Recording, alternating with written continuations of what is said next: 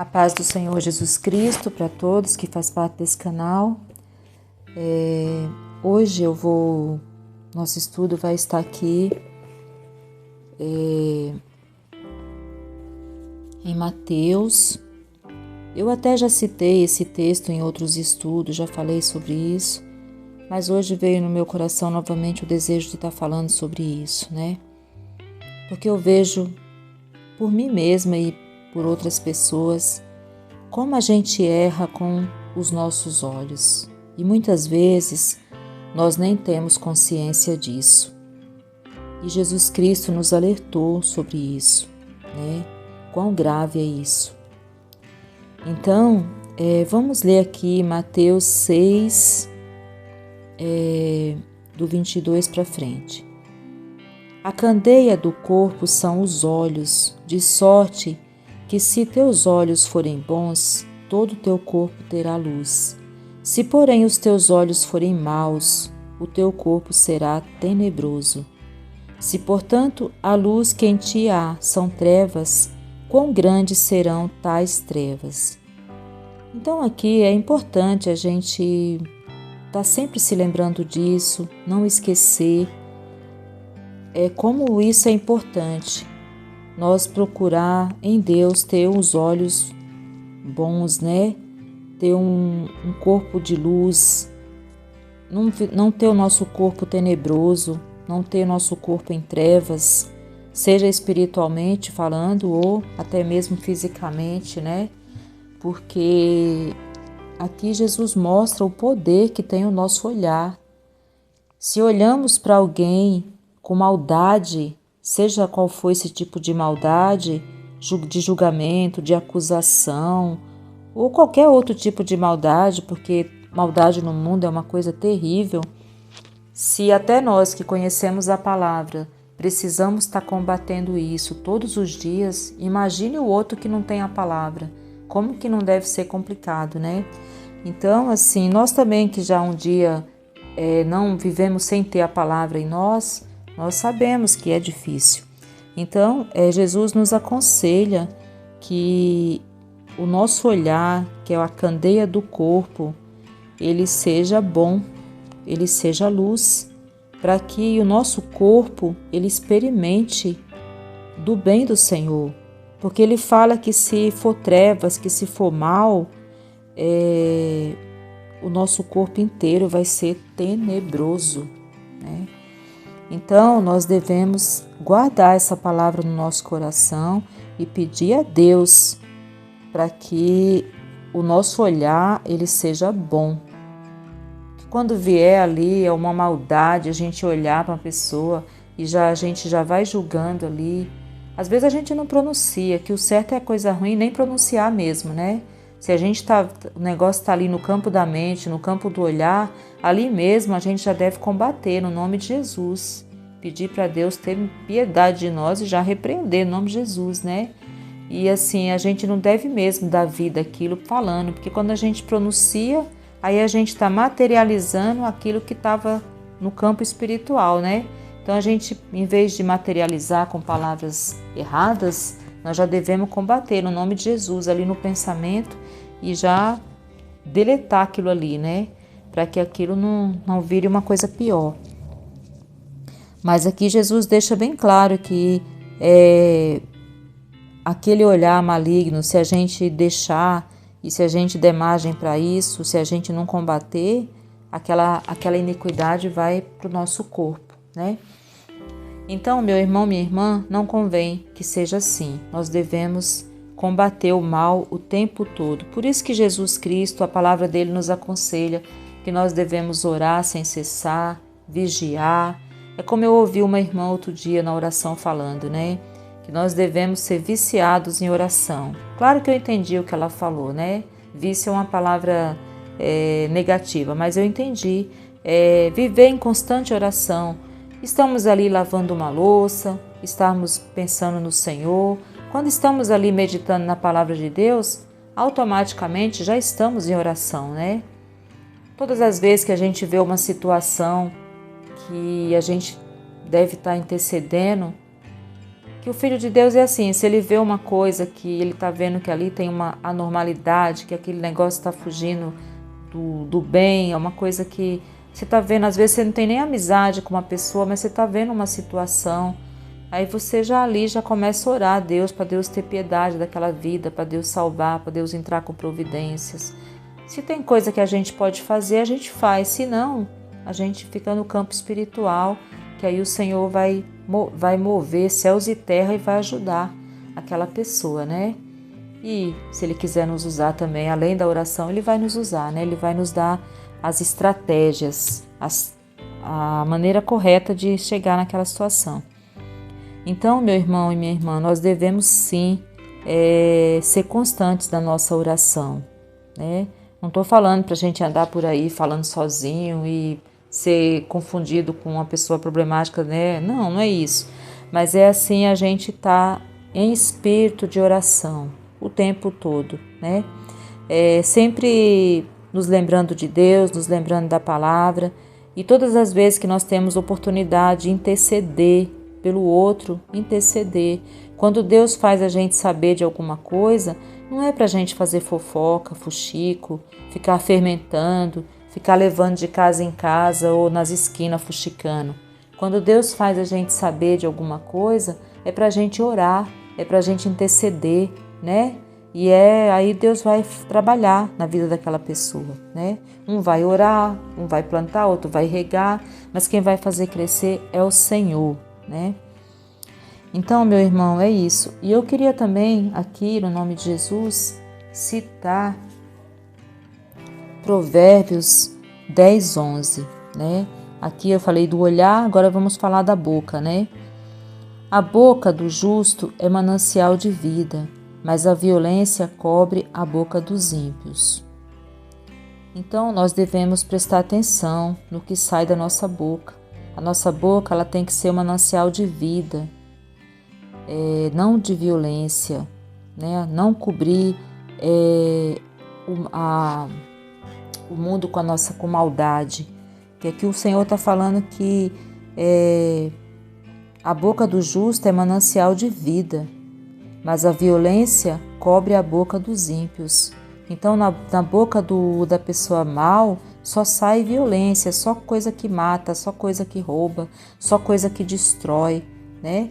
Mas enquanto que na boca do justo, uma pessoa justificada por Deus, uma pessoa que quer servir a Deus, que vive ali preocupado com o que Deus pensa e quer andar no caminho do Senhor, essa pessoa vai falar coisas boas, coisas que edificam, coisas que traz vida, coisas que ressuscita, coisas que levanta o outro, né? Então, assim, enquanto que tem gente que tem prazer em só derrubar o outro com a boca, só falar coisas negativas, machucar, tem gente que machuca demais as pessoas com as palavras, que como a palavra de Deus fala, que tudo que sai da boca da pessoa é como ponta de espada, fura, machuca. A pessoa, aqui mesmo em Provérbios fala disso, que tem pessoas que as palavras que saem da boca dele é como ponta de espada, machuca o outro, fere o outro. Então nós não devemos ser assim. Nós devemos ter cuidado com a nossa boca, né? Em vez de a gente ficar machucando as pessoas, e muitas pessoas ele machuca o outro e não percebe, ele acha normal. Aí quando o outro machuca ele se sente todo dolorido, né? Porque a pessoa ofende com facilidade e não percebe, mas ele se ofende, ele ofende o outro numa boa. Mas aí quando é o contrário, ele se ofende com facilidade. A pessoa fala um negócio, ele já fica magoadinho, mas ele não percebe o tanto que ele já magoou a pessoa. Então, assim como tem pessoas que ferem os outros com comportamentos, existe aqueles que ferem com a boca, com palavras, né? Tem gente que é mal o tempo todo falando, não sai nada que preste da boca da pessoa, né? Então, assim, nós temos que vigiar e ter esse cuidado. Não devemos querer ser uma pessoa que tem uma boca mal, mas ter uma boca que é manancial de vida e não de morte. Porque aqui o Senhor está falando que a boca do justo é manancial de vida, mas a violência cobre a boca dos ímpios. Então, meu irmão e minha irmã, não convém que seja assim, né? E aqui, no 12, ele fala, o ódio, ele excita contendas, mas o amor, ele cobre todas as transgressões. Nos lábios do sábio se acha a sabedoria, mas a vara é para as costas do falto de entendimento. Então, aqui, a pessoa que tem ódio, ela vive constantemente excitando a contendas. Ela vive constantemente fazendo fuxico, fofoca, né, tagarelando, né? E então o Senhor fala que isso não é bom, mas ele fala que por outro lado, aquele que tem amor, esse amor cobre todas as transgressões. O amor tem poder para cobrir uma multidão de pecados. E aqui ele fala que dos lábios do sábio acha sabedoria.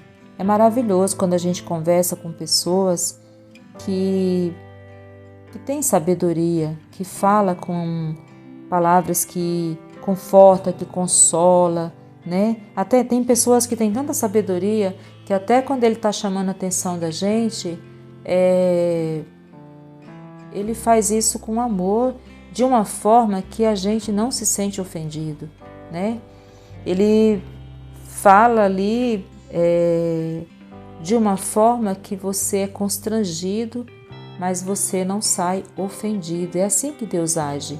Deus, ele constrange a gente para o bem, não para o mal. Ele nos constrange com amor. A palavra de Deus fala que o amor nos constrange. Não é o ódio que constrange ninguém. O ódio, ele planta mais ódio, ele planta mais discórdia. Então, assim, quanto mais eu fermentar, mais eu vou pegar fogo o negócio, né? Mas aí o amor, ele constrange, ele convence. É assim que o Espírito Santo de Deus age com a gente. Ele nos constrange, ele nos convence, né? E aí ele mostra para nós o tamanho do amor, da graça dele por nós, e nós, envolvidos nesse amor, nos arrependemos e ali gera a salvação. Amém, meu irmão e minha irmã? Então aprenda com Deus, eu quero aprender com Deus, eu desejo que você também aprenda, em nome de Jesus Cristo. Então aqui ele fala que nos lábios do sábio acha sabedoria, mas a vara é para as costas do falto de entendimento. Então, depois aqui de falar das vantagens do sábio, fala também, né, que o falto de entendimento vai sofrer aí as varadas, né, nas costas, né? Porque é como tá aqui, né? A vara é para as costas do falto de entendimento.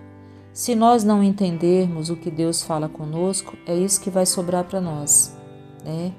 A vara é para as costas do falto de entendimento. Então vamos querer ser constrangidos pelo amor de Deus, né? Para a gente não viver sendo açoitado, né?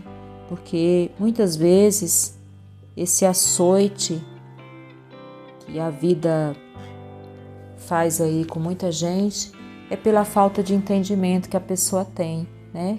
Só que geralmente quando acontece isso com alguém, numa casa, numa família, aquela pessoa não é a única que apanha, né, com os problemas, com as situações que envolve. As pessoas que estão em volta também sofrem de ver alguém querido, alguém amado, passando por coisas que não precisaria passar, só porque não dá ouvido à palavra de Deus e continua naquele caminho de morte, de destruição, falta de entendimento e levando varada nas costas, quando o Senhor tem ali uma vida abençoada para a pessoa, né?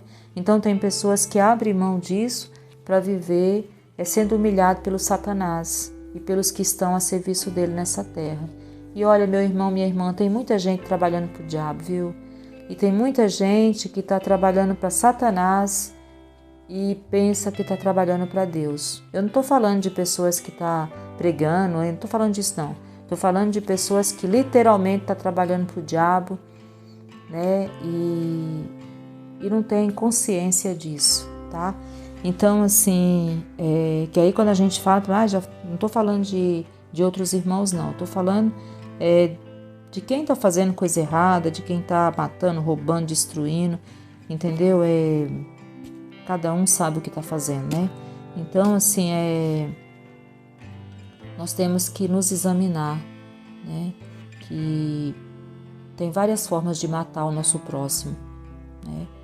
tem gente que mata com a boca, né? Falando mal das pessoas, denegrindo a imagem das pessoas. Tem pessoas que têm prazer em destruir a imagem das pessoas. Tem pessoas que a gente nem conhece, mas aí o outro chega e já dá a ficha do fulano, né? Aí quando você vai ser apresentado à pessoa, você já sabe tudo que a pessoa fez, que a pessoa não fez, porque o outro já falou. Aí você não vai ter nem a oportunidade de você descobrir por você mesmo, né? Às vezes você já tem ali uma opinião formada sobre a pessoa, né? E você já nem quer chegar perto, porque, nossa, o fulano falou isso, falou aquilo outro, né? Então, assim, é complicado isso. Então, a gente tem que entender que quando nós apontamos o dedo para o nosso próximo, tem dedos apontando para nós também, né? Jesus falou que às vezes a pessoa está ali prestando atenção num cisco que está no olho do irmão e tem uma trave diante dos nossos olhos, né? Então tem pessoas que ele acha que ele está acima do bem e do mal e ele tem todo o direito de falar mal dos outros, né? Então existem várias formas da gente matar o nosso próximo. Nós podemos matar o nosso próximo com a nossa língua grande, nós podemos matar o nosso próximo com o nosso olhar tenebroso, né? Nós podemos matar o nosso próximo com uma arma, né? E tem pessoas que têm uma língua afiada, como ponta de espada, né? Tá sempre machucando os outros. E enfim, o nosso comportamento, ele fala, né? Ele mostra quem somos.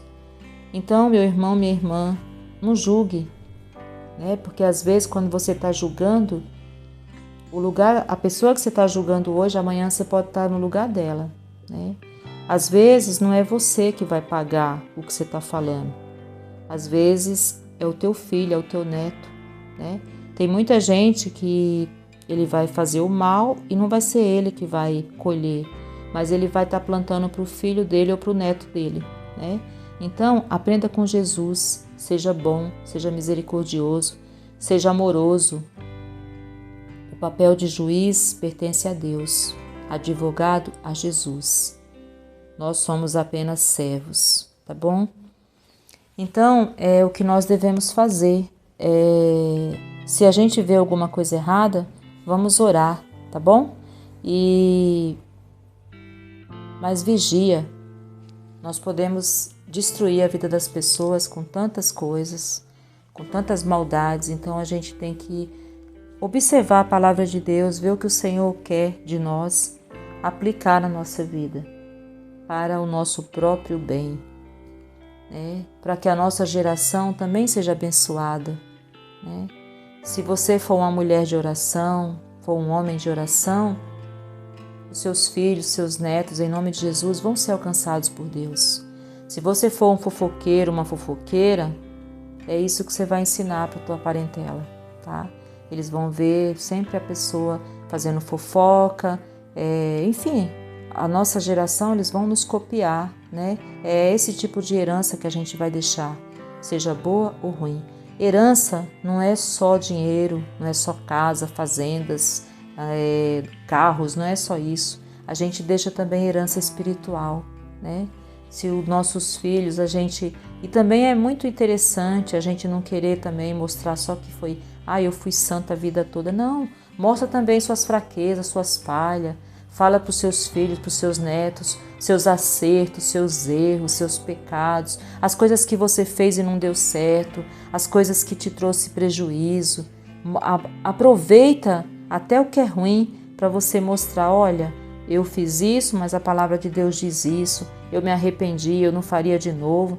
Eu às vezes escuto pessoas falando, eu não tenho arrependimento, eu faria tudo de novo, né? Como assim? Né? Não tem como uma pessoa viver e não ter arrependimento. A gente se arrepende sim. Se a gente não se arrepende, a gente não tem como se consertar. Então, assim, a gente tem que ter arrependimento. Se a gente não tiver arrependimento, como que a gente vai conseguir a salvação que vem através do arrependimento, da fé, da graça, da misericórdia de Deus. Então tem que haver arrependimento. Não tem como você fazer um monte de coisa errada, eu faria tudo de novo. Tem que haver um arrependimento, né? Para ter uma salvação.